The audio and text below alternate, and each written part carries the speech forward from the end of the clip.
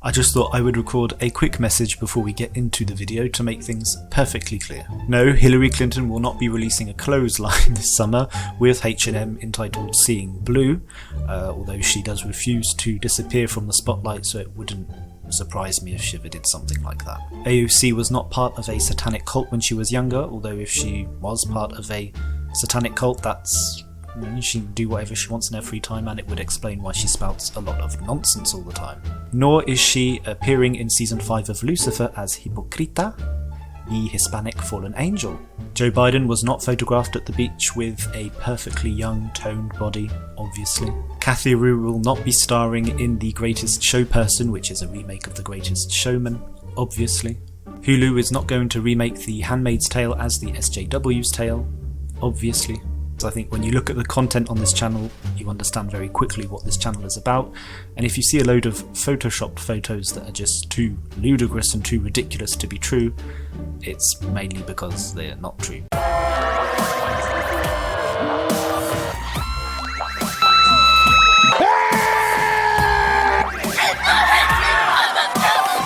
assumption that women are naturally better caregivers is part of patriarchy. I think they definitely do need me. I'm on my way.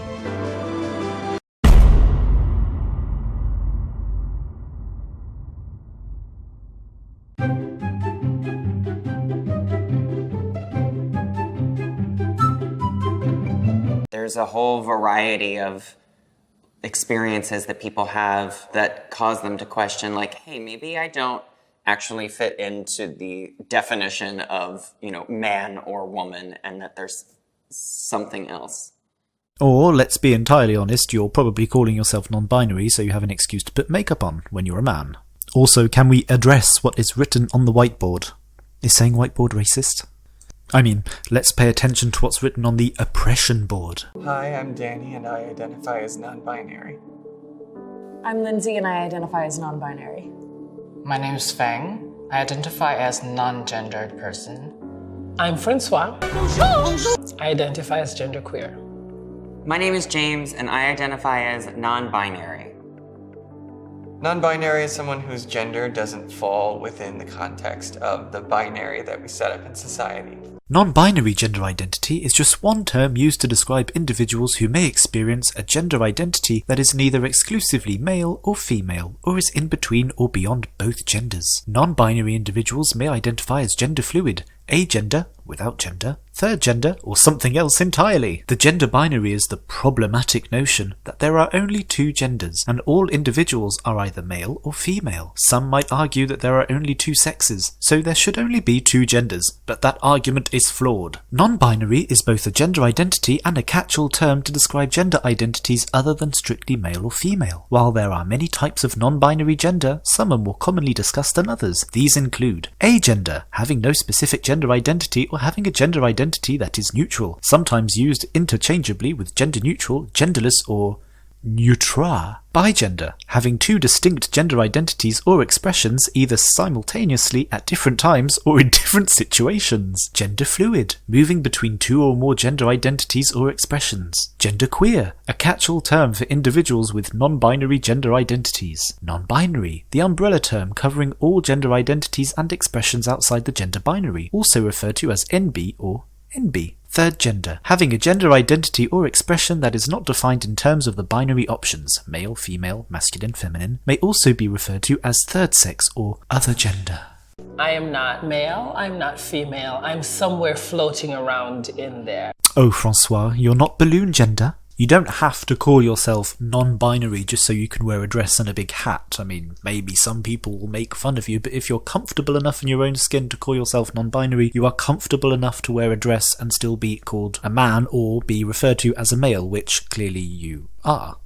Non-binary means acknowledging a wider range of experience. For me, it means that I'm not identified with any specific gender, like male, female, or other things.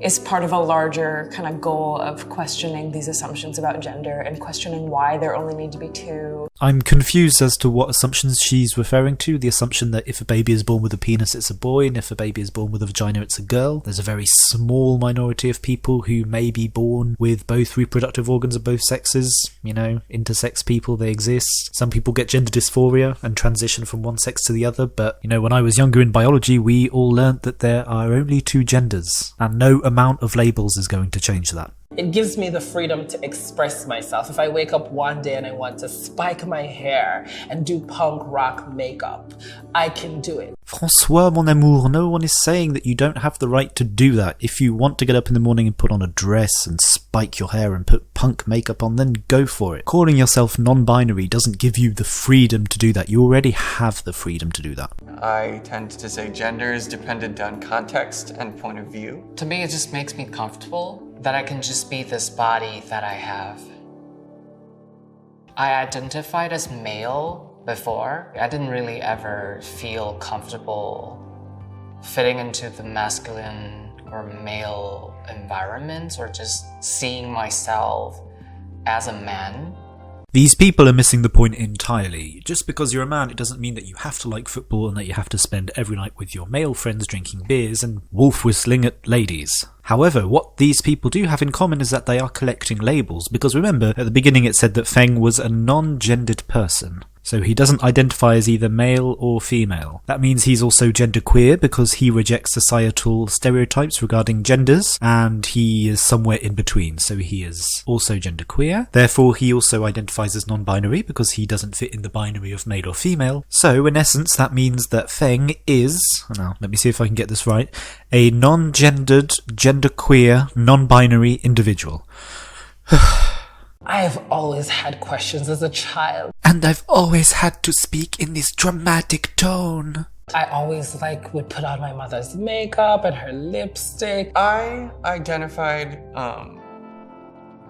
quite a while before I came out to people. I started identifying as non-binary when I was 17. I just knew that calling myself a woman and calling myself a girl did not feel accurate and did not feel good and did not feel like a home to me at that time in my life anymore. Most people are still very confused about trans identity, non-binary, gender fluid. Trans identity aside, gender fluid and non-binary are a complete fiction and do not exist. Even though it's 2019, it's not something that everybody runs and be like, oh, you're genderqueer, yay, hugs and kisses, we love you still. Well, to be honest, the year has nothing to do with it. People don't run up to me and say, haha, you're gay. And to be honest, I think people would be terrified of calling you genderqueer, non-gendered or non-binary, or giving you any label other than the label that you identify with, because it might offend you and you might start crying. The hardest thing about coming out at 17 is no one believes you. Everyone is like, wow, that's a really cute phase you're having. Even when I'm saying what I identify with, people still have a specific imagination of what that means. Most people are going to assume that you're one of two genders, a man or a woman, and so every single day you have to be correcting them and you have to be declaring that you're non-binary to pretty much every new person that you meet. But people do that unconsciously. If you look at someone in the streets, your brain's going to go, that's a man or that's a woman, based on mainly their physical characteristics. And you may call yourself non-binary, but that doesn't mean you get to go around correcting everyone if they accidentally misgender you or use different pronouns. If anything, this cause you're defending is being set back by you and interpreting everything as a microaggression. People often misgender me. Like, the second I leave New York, I get called ma'am, to my face. The oppression. A lot of people think that we're transitioning for some reason. Some people say, oh, so are you going through transition right now? And some people ask me, so do you still have a vagina? Simplest way to ask about gender if you don't know someone is, Hey friend, what are your pronouns? That's it. One thing I've learned from watching this video is that non-binary people are not realistic. When you start a conversation, you're not going to go up to someone and say, "Hi, my name's so-and-so. My pronouns are he, him. What are your pronouns?" But of course, if you don't ask for their pronouns, they're going to take it as a microaggression. And while some may laugh at the idea, it can have actual consequences. An article in The Spectator states, Caroline Farrow, 44, is the subject of an investigation by Surrey police over tweets she sent referring to the adult child of Susie Green, head of Mermaids, a charity concerned with transgender children. Farrow says the investigation arises because she misgendered the child, who was born male but now identifies as female. Farrow said, "I'm being interviewed under caution for misgendering Susie Green's daughter. It's all rather Orwellian and rather scary. The thing is, I can't even remember what I said. My tweets automatically delete after 2 weeks, so they are investigating me for tweets which have been deleted but which caused offence to Susie Green." Farrow says the heart of this issue is misgendering. She says the police told her that in her tweets she had misgendered Susie Green's child and by doing so had potentially broken the law. A lot of us are very different. Some people are like, don't misgender me, and it's a big thing.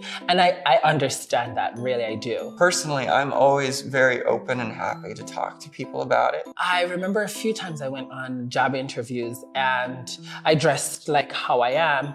And I did very, very well in the first interview. And they're like, "Oh, you did so well.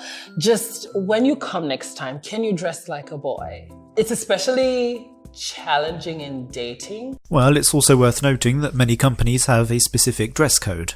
If you're interviewing to be a lawyer, for example, you're not going to turn up in a dress. Everyone will make fun of you, and that's just how things go. No one really knows how to deal with you and whether they're allowed to be attracted to you, really. Some people, they just say they want to date men. The worst is whenever someone's like, "Well, yeah, but you have a penis, right?"